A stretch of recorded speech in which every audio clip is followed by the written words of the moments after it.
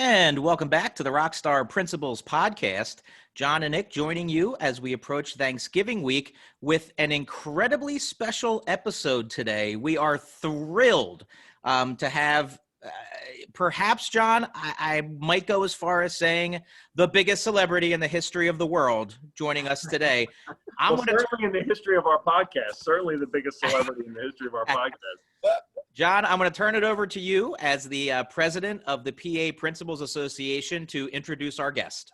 So one of the best parts about our Principals Association, and I think what makes it so worthwhile and important, is that we take time to recognize outstanding principals.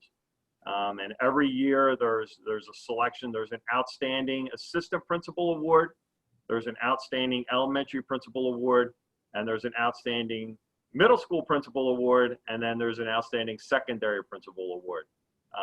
And so this year, Richard Gordon from Robeson High School, Paul Robeson High School in Philadelphia, was the Pennsylvania Secondary Principal of the Year. And what distinguishes that award from all the other ones is that after there's a state winner, all of the state winners go into a pool, and the National Association of Secondary School Principals selects a National Principal of the Year. And so I'm sure you can tell the direction I'm going. Richard was selected as the Pennsylvania State winner, and he went in and was a finalist, was one of 3 finalists, and just so proud to have not only from Pennsylvania, but from Southeastern PA, the National Secondary Principal of the Year, Richard Gordon, joining us on the Rockstar Principals podcast. So Richard, welcome, congratulations, thank you, and every other word I can think of. It's truly an honor to have you, and I can't wait to talk to you about being a principal and what it's all about. Oh my God, what an introduction. I hope I don't let you let your listeners down. It was all true. Yeah. But gentlemen, thank you so much. I'm so honored to be joining you guys today. So thank you so much. So Richard, here's where we kind of wanted to start, because we kind of free flow with the podcast here. And I think right off the top, the listeners want to know, what is it, in your opinion, that makes your school the special place that it so obviously is? So if the principal of that building was declared the National Principal of the Year, we want to hear from you. What makes your school so special, and how have you contributed to make that school so special? Well, I often question myself, like, what did I do? But I can honestly say that I truly have a group of fantastic students, fantastic families, and certainly the best staff in the area for sure. It is a unique opportunity when you are working in a school and you feel like everybody's moving pretty much in this one singular direction. And so that means a lot. And so to have some adults, professionals who are working in the building each day and who get it, who get the direction we're trying to go in, and who understand the importance of the work that we're trying to engage ourselves in. And at the same time, students are just looking for opportunities to show that they can be successful and that they're worthy of investing in. And and they want to not only be valued, but they also want to feel valued. And so we have the opportunity to bring in some of the biggest organizations who are interested in coming to work with them. And so I think that the uniqueness of it all is wrapped up in the idea that we do this, as a family, as a community. And so, and we talk about that all the time. We love like a family, we fight like a family. So, so I think all those things are pretty unique to our building. And so it's been a pretty great foundation for us to build our culture on. So that's what I would say are the things that are driving Paul Robeson High School. And of course, spoken like a true leader, you're giving all the credit elsewhere. But I think one of the things people don't realize as well is the attention that winning this award brings. So you were just telling us a great story before we started recording. I'm going to ask you to tell that again about, something that's happened for your school and for your mission as a result of you winning this award. Can you tell our listeners about some of those things, and especially the one you just mentioned to us? Absolutely. So what's so interesting is that, going into this, so I was honored by the idea of just being, a state winner and representing the state of Pennsylvania. So that's just an honor within itself, so, and now being a national winner, it almost feels like, I won this Miss America contest, because apparently everybody keeps asking me to make appearances or asking me questions. And so, so it's great. It's a little intimidating, because at the end of the day, I don't rely on my expertise. My experiences have been really having the great opportunity to really learn from some of the great principals from not just from Philadelphia, but across this great Commonwealth of ours. And so that's been amazing. And so the attention that we've been getting as a result of this acknowledgement has really led to individuals really interested in learning more about our story and wanting to see what they can do to kind of help and be of assistance. And so, prior to this, I was just meeting with the ladies of Alpha Kappa Alpha Sorority Incorporated, who they've been a partner of ours for several years now. And so what they decided to do was also get together with an organization called the 12 Days of Christmas. And so they wanted to start with a fall donation of $3,500 to help struggling students and families that are in need of, support through the Thanksgiving holidays. And so we have the opportunity to support them, whether it's through technology or other means to get them through the holidays.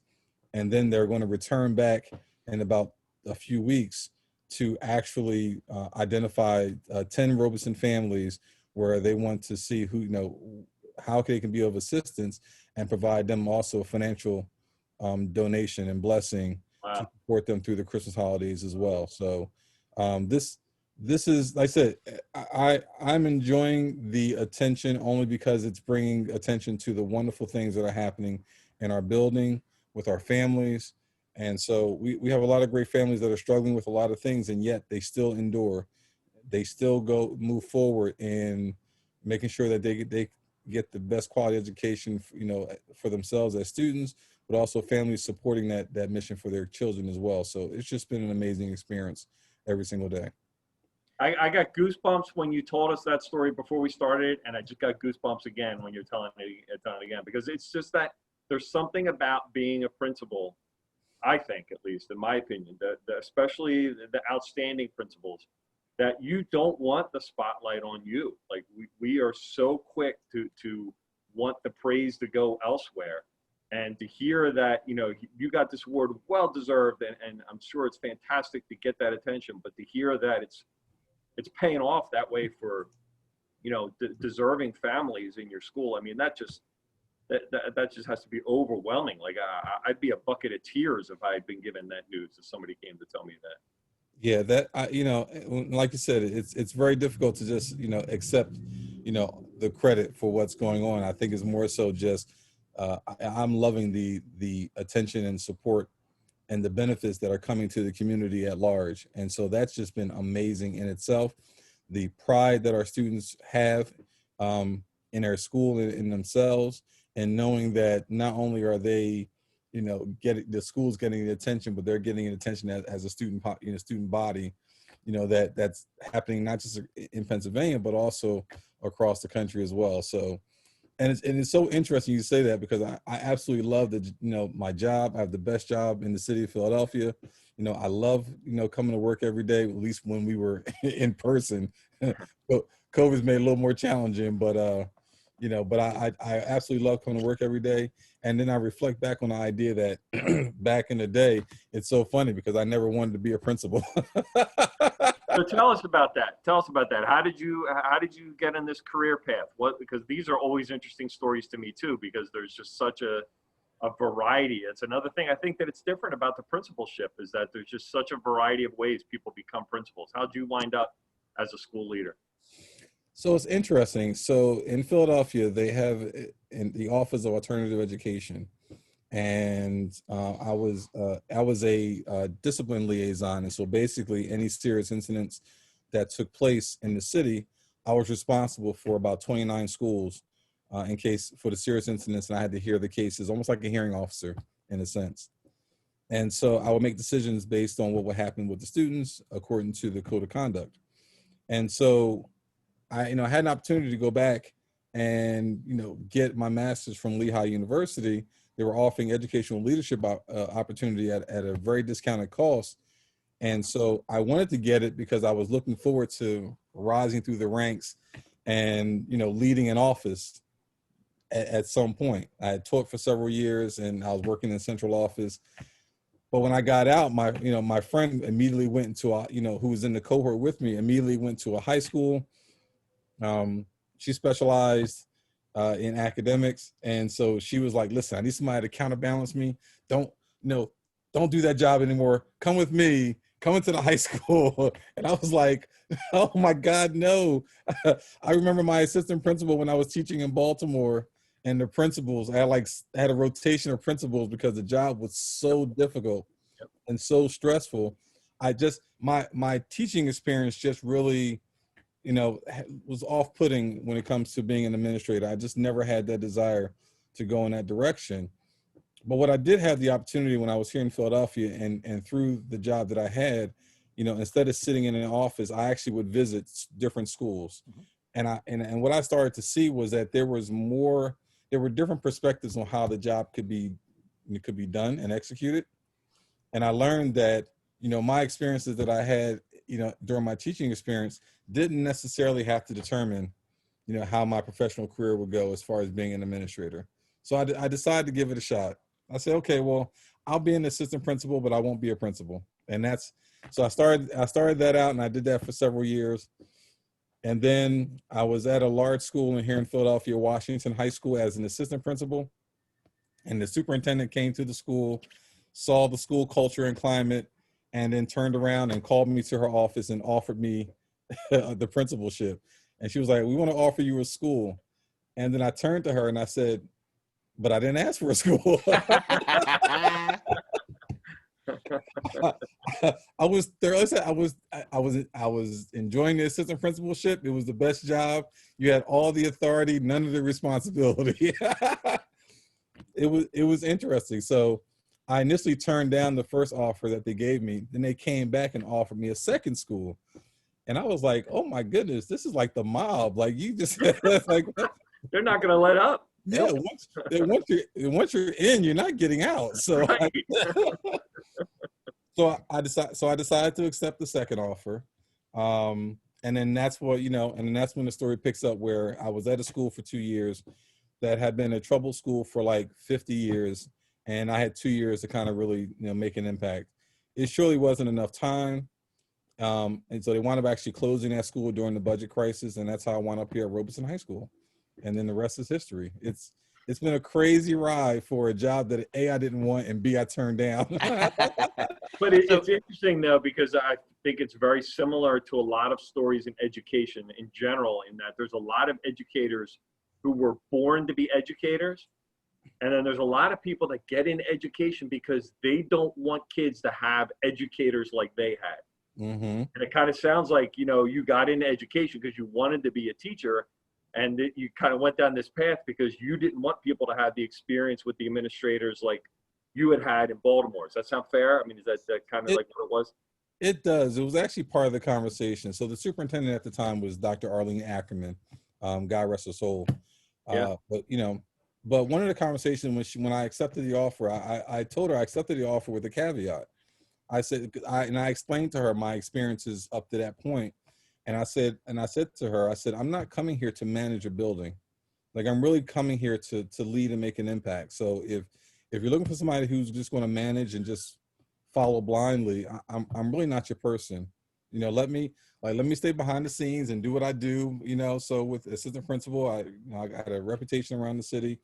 That's great. But I'm just not in a position to keep doing the same things that have been tried for the last 40, 50 years, and we haven't made an impact or made any changes to change the circumstances of the kids that are struggling here in our city. And so she understood that. She still gave me a shot anyway. And it's really just been the attitude that I've kept for forever. So when it comes not just from teaching, but also not being an administrator, I just want to make sure that I'm doing the best job I can possibly do, while at the same time that I'm making an impact to the best of my ability. And that means that I have to try, crazy, creative, innovative things that are outside the box. You know, if that means I got to dress up as Thor and Kamala Harris and Listen, Richard, you got Pennywise. cachet now, buddy. You can do any of that stuff. They're not gonna do anything to you. Yeah, Untouchable. Yeah, yes. that list has grown. Talk about the mob. You are untouchable now, buddy. That's for sure. He's a made man. He's a made man. Yeah. Richard, we always think about movie quotes, and you referenced, Godfather, and with leadership and things like that. And when we talk about the principalship and how it does seem like a lot of times people are like unwittingly roped into it. I always reference the scene from Glory where Matthew Broderick offers Morgan Freeman the promotion, and it's a big moment. And the first thing Morgan Freeman says is, "I don't think I want this." Like, Yes. it doesn't sound like a good thing to me. The other thing you said, which is fascinating, and it's a big part of what John and I talk about, and that's longevity. You mentioned that the first school that they gave you a shot at, first thing you said was you didn't have enough time. 2 years is not enough time. The research all shows you're looking at 7 years to really make an impact, and way beyond that for a long-standing impact. So since that time, and now your time at Paul Robeson, what is your opinion on longevity in the principalship? And is it important, or is it something that you don't think is as important maybe, and might not be as big of a factor in success? I think it is important. I think that, and again, I'm thinking in terms of just, and I apologize with Philadelphia because it has such a long-standing history of struggling schools. So one of the things that I noticed, and again, it goes back to having a great team around you who are thinking in the same mode as you are, because we're always breaking down data. And so we're comparing that data to other data sets as well. And so one of the data sets that we uncovered was the fact that if you take a look at the top tier schools that are working in Philadelphia, if you actually take those schools, their data sets out of the overall data components in Philadelphia, you'll find that about 75 or 80% of the schools are underperforming. So we have a huge issue that's anchored by poverty. And so why that's important is just understanding the weight of the job that's in front of us and the importance of the job that we have. Okay, because in order to be able to have students believe, they have to know that you're going to be there. There has to be a level of consistency. Families have to know that they can depend on you, and there has to be some level of longevity in order for you to be able to make that impact that you're looking for. And it is really important. That's why for me, it's funny because I've always seen principals. I've seen a few principals who did everything that was asked of them by the school district, and yet they were still either demoted or removed from the buildings that they had manned for years. And I said to myself that, you know what? I said, if I'm going to be moved, you're going to sit down and you're going to point to a couple of things. I'm going to look on the paper and be like, oh yeah, I did that. So, yeah, that was me. Okay. Because I can't see myself sitting down and saying, okay, you're moving me because you told me to do that and I listened. That, I'm not, that just doesn't make any sense. And I'm going to put myself in jeopardy over what someone else thinks rather than collaborating with my team to figure out what's best for our community. And so, but in order to be able to accomplish that, people have to know you're going to be there for the long haul. Otherwise, everybody's going to be in their own silos and they're going to wait you out, which often what happens. The kids are not going to give you their best because they don't think that genuinely that you care enough to be in that position.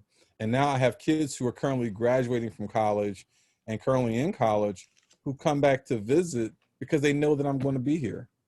They know that they can come back and depend and come and get advice and come get help with their job. I have a student who I graduated in 2015. He's now student teaching with me. Goosebumps again, Richard. You're doing it. Goosebumps again. You get me, man. They believe, they understand that I'm going to be here because I truly do love the job that we're doing here at our school. And that's important. And that's motivating because now you can pretty much ask our students to do anything that you need them to do, give your very best, because intrinsically they're motivated to know that they know that I'm telling what's in their best interest, and they also know that we're going to create a pathway of success for them that's genuine, and they believe in that. So when you say success, Richard, when students leave Paul Robeson High School, what skills did you work did your staff work to build so that those students could be successful? What are the most important things those kids need to leave with in order to have a shot afterwards? We build confidence. Now they have to build confidence in knowing that they have the ability and the potential. So what we discovered, of course, in our data analysis is that every year about anywhere between 88 and 90% of our students are coming in below basic in math and science. And so again, this is why we started to have those comprehensive conversations about what the data set looks like for the whole city, because we've got to start challenging the entire system as to why our students are having such huge deficits, but then the top 20%, of the system are the ones that we're adequately, providing quality education to. That's unfair, and that's part of the racial equity issue and the problem that we're having that's plaguing Philadelphia right now. And again, this is all my personal opinion, so if we're having, that's what this podcast is all about, buddy. Yeah. Okay. If you heard any of our other, we're always ranting about our opinions on things, so don't hesitate. So I mean, we're looking at about approximately 10,000 kids coming in as ninth graders and going out as 12th graders every year. And you mean to tell me out of those 10,000 students that are coming in as ninth graders, only anywhere between 7 and 10% of those students are proficient in math? So that 10% of those students that are proficient in math, most likely they're going to the top tier schools. They're not coming to Robeson. So they're not, they're going to the Centrals and the Mastermans and all the top tier schools that are known throughout the country. So then the question is, what happens to those other students? Right. So what we have to do, and to get back to your original question, is that we make sure that we look at growth measures and we start demonstrating and showing students how they continue to grow and get better every day that they're in that building. We show them data points. We also show them anecdotals with what's going on with their student work as we analyze student work, things of that nature, because we want them to be able to build confidence. And then we take advantage of that confidence by connecting them with community resources, whether it's through universities, whether it's through businesses and community organizations, so that students can start building pathways towards their post-secondary dreams and desires. I have a student right now, for example, who came to me in ninth grade, because we have a model called build your brand, build your own brand. And so it was a challenge that I put on myself and to the staff, that when a student has a dream, our job is to do our very best to try and figure out how we can connect those students to those resources. So I had a student come to me in ninth grade, and he says to me, "Mr. Gordon," I said, "build your brand. Can you help me out with something?" I said, "Sure. What would you like for us to help you out with?" "I want to be a NASCAR driver." I'm like, "What?" I said, "Wait." I said, "Now I don't put my foot in my mouth now." So There's no NASCAR schools in Philadelphia. Yeah, exactly. And the nearest tracks are either in the Poconos or in Delaware. Yep. Right. So I was like, how do we go about doing this? So we racked our brains for a while. And what we found is that we actually found some resources that actually came through Philadelphia, and we connected this young man to a couple of resources, to some professional racers. He actually got an opportunity to do a short internship in the Poconos at the track. And he actually wound up working for Girls Auto Inc., which is I think the only female-owned auto body shop that's here in Philadelphia, mechanic shop in the Philadelphia area. And he interned over there with them. And then all that led to him being able to meet some professional drivers, and he wound up actually signing up with a professional racing team. Oh my God. And I think one of the drivers that are now connected to Michael Jordan actually met him about a month ago and offered him a scholarship to the NASCAR Technical Institute down in North Carolina. Oh, that's so cool. Full scholarship, 4 years. Wow. So, again, man, that's so cool. That is so cool. Who would? That's the kind of that's something that has to make your month or make your year. Or I mean, you must get charged off of that for days upon days, right? Well, after I get over the shock, oh my God, we actually did that. So once you get past that piece of it, you really you just hold that young man up as an example to all the students that, we are willing to do everything and anything to make sure that these students, are connected to the things that they want to do beyond high school. We understand that it's a race. And when the kids come in ninth grade, like when they pretty much, they're not even up to the line. They're pretty much already starting out 100 meters behind most, the other kids in Philadelphia.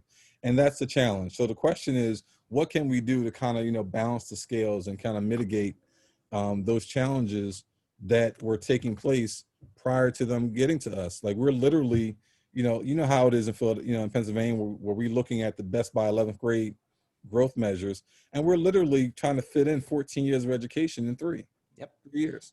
Yeah. So, you've got 720 days, Richard. That's all you get. Yes, exactly. And we're trying to squeeze all that in and trying to cover everything that you missed in pre-K, kindergarten, and grades 1 through 8.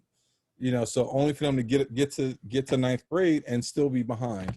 And so our job is to figure out, like, we can complain about it, or we can roll up our sleeves and get down to business. Amen. And really start showing some growth measures, while at the same time balance that with a lot of college prep and workforce development opportunities for our students, not just in the building, but also outside the building. So now our kids are spending time at the University of Pennsylvania. So they're taking classes with the Wharton School of Business, and so they're at Drexel University, they're at CCP doing dual enrollment, they're at Pierce College and all these other places, saying to themselves, wow, I never thought I would actually be involved with colleges, because every time I'm in the area, we're walking by, but we're never invited on campus. Now we're actually invited on campus, to be a part of what's going on. And so that's important. And they start to grow that confidence to know that that whatever it is they want to accomplish, they can really do it. They just need to be given access and opportunity. Yep.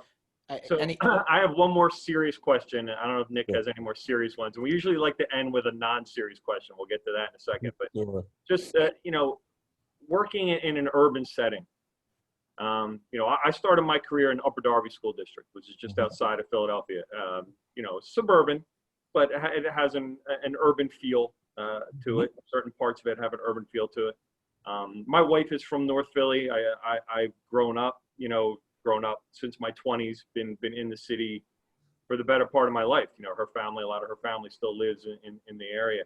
But people don't, if you haven't worked in an urban setting in a school, there's things about it that I feel you cannot find anywhere else. Does that make sense? I mean, yes. You have to have, you have to have this in any setting, but you really have to have that servant leadership, I think, mentality, working in that urban setting. Just talk about that a little bit, and about, what does it take to be a successful principal in an urban setting? Because there's a whole nother set of challenges, and every principal job is tough. I'm not saying one's easier or one's harder. Every principal job has its own set of challenges, but it's just so I get to see things now that I'm out in Chester County that are very different than maybe what I was used to when I was a principal in Upper Darby. And it's hard to explain to people that there's a whole nother world out there. So just talk a little bit about, what it's like in your position working in an urban setting like that. You're absolutely right. It is about servant leadership. It's also about being a relational leader as well. And so those things are crucially important, because our students and our families want to connect, and they want to know that you're in a position to support them and help them in any way, no matter how big or small the situation can be. And that goes a long way with again, getting them to be responsible for the things that we want them to be successful with. So in other words, why would I engage in dual enrollment when I have no idea what I'm going to eat tonight? So why is that important? Well, it becomes important for the students because they realize that, if they genuinely believe in what we're asking them to do, then they'll do it. So if they know that they can at least have a discussion and we can connect them to resources, outside the building that's going to support them and help them, then they're going to, they're really going to latch on and realize that we really do have, resources and opportunities that are going to help them. Philadelphia is I'm from the area, but this is my third urban school district. So I taught for several years in Baltimore, and I did my summers in Washington D.C. just to sharpen my crazy. So just, Urban was crazy. Yes, so just but what I truly learned is that the challenge that we have in the urban school systems is that we have students and families that have these non-traditional life experiences, and we can't always address them through the traditional nature of the resources and the structures we currently have in our schools. Mm-hmm. And so we have to take some, unprecedented, untraditional measures in order to be able to do certain things. So I give you a perfect example. I have a teacher right now, and this goes back to just the mindset that we've developed here in the building. I have a teacher who every other Saturday invites some of her freshmen, because we're getting to know them through this whole COVID situation, and we're trying to stay connected. Like every other Saturday, she invites some of her freshmen to come out to Malcolm X Park on 52nd Street for lessons, for makeup lessons, for in case you were absent, or in case you just don't understand what's happening with the assignments that were going on. And they're outside, they're taking pictures, they're outside socially distancing, and they're outside with chairs, and they're actually having school in the park outside, just to make sure that our students are keeping on track. So like, these are the non-traditional things that you often wind up doing. I had a teacher a few years ago where he had a connection down at City Hall, where he was able to actually have students come down, and in the quad area of City Hall, he was allowed to actually run science class there, because he was doing remediation support for the kids in preparation for the Keystones. And that particular, again, that non-traditional approach, that was the best scoring year we had with Keystones across the board, with the highest proficiency rate and the highest reduction in below basic that we ever had that year, just because of that non-traditional approach that he took with supporting students. So those are the things that you want to engaging in. It's so important that we understand that, and we can't continue to keep addressing the same things that have been going on in Philadelphia and urban systems across the state, across the country. Keep utilizing the same structures and the same supports that have been going on for the last 40, 50 years that have not made an impact. At some point, we've got to change up and start doing things differently. I'm not saying that I have all the answers. I just know that I'm just willing to take risks and try different things to see what works. Beautiful. I mean, amen is about the best I can say to all of that. So Richard, we're getting down to the end now. You've been so gracious with your time. We could literally talk for hours and listen to stories, and you're speaking our language, which we love. So I'm going to hit you with a semi-fun, serious question, and I'm going to let John take the last question, if that's good for you. Absolutely. All right. So this is our self-serving question. So John and I have been doing this since about 2013, and the podcast, that is, and we've had the opportunity to meet people, work with people all over the world, and really get different perspectives. And we've come up with a list of what we consider to be the 11 rock star principal qualities. These are the 11 characteristics that we think make a principal great. I'm just going to read you the list, and you have to pick the one you think is the most important. Okay. All right. Okay. I'm gonna go relatively slow, and a couple of them we had to stretch to make them P's. So I'll explain. I'll explain them as we get to them.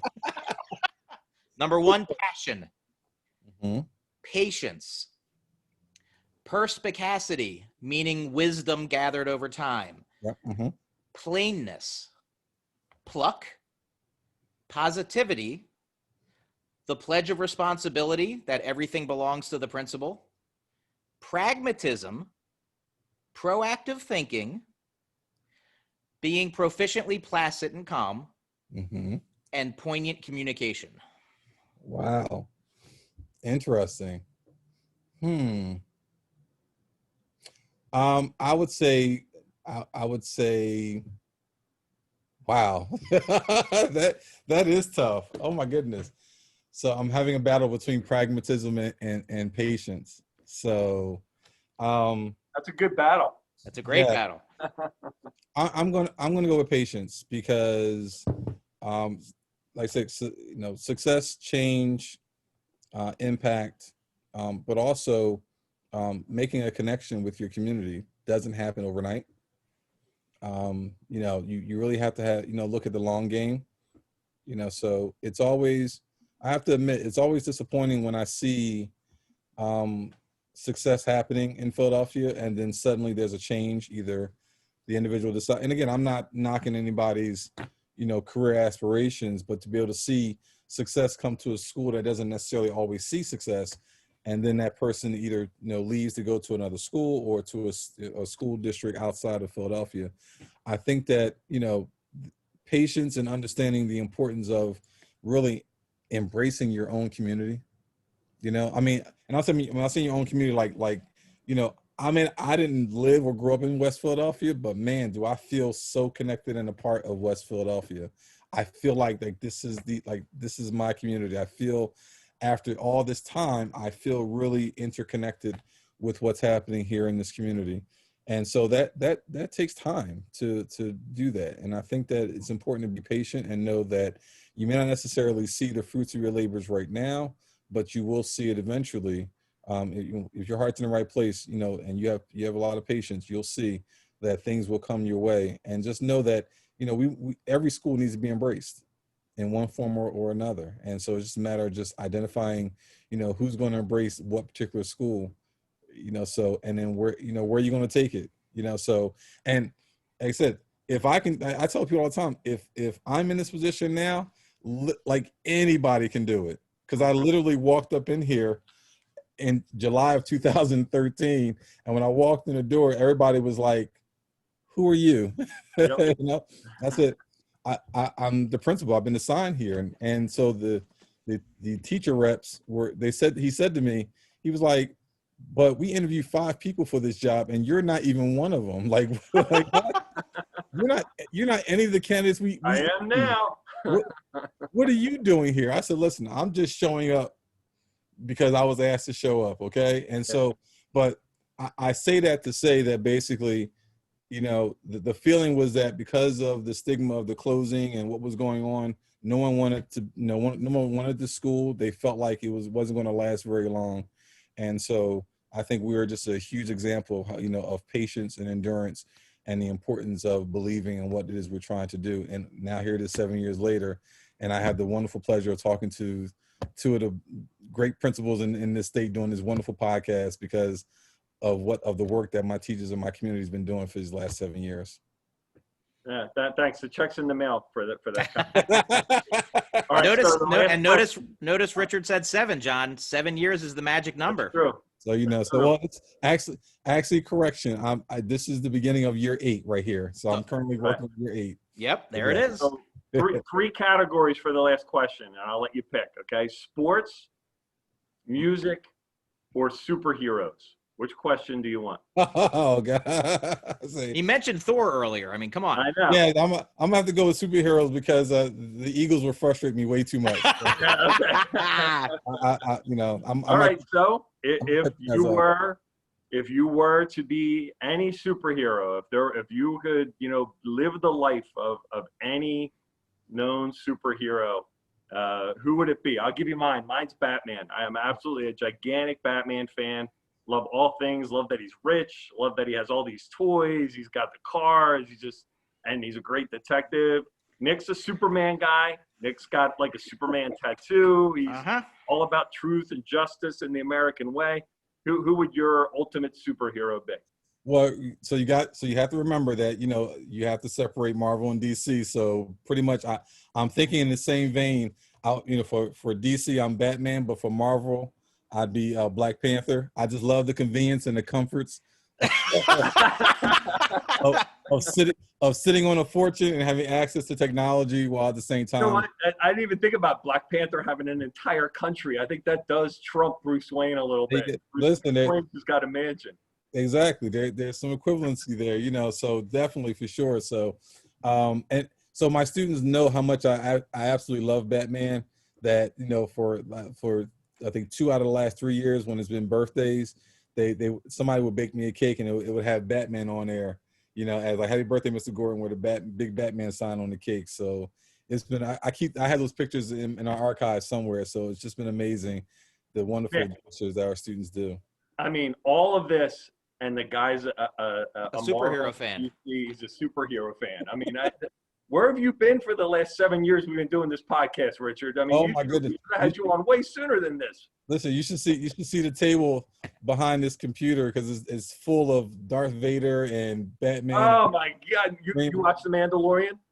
Oh yes, absolutely. Oh my God, we could spend an hour talking about that. I mean, we're about to get Ahsoka. I mean, we are about to get a live action Ahsoka Tano. I mean, it's amazing where we are right now.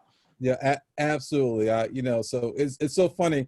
Like I said, I got into. I mean, I was into superheroes, but I really started getting into like Star Wars because when I was younger, I couldn't afford to go to the movies when Star Wars came out. So when I saw them later in life, I was like, oh my goodness, this is awesome.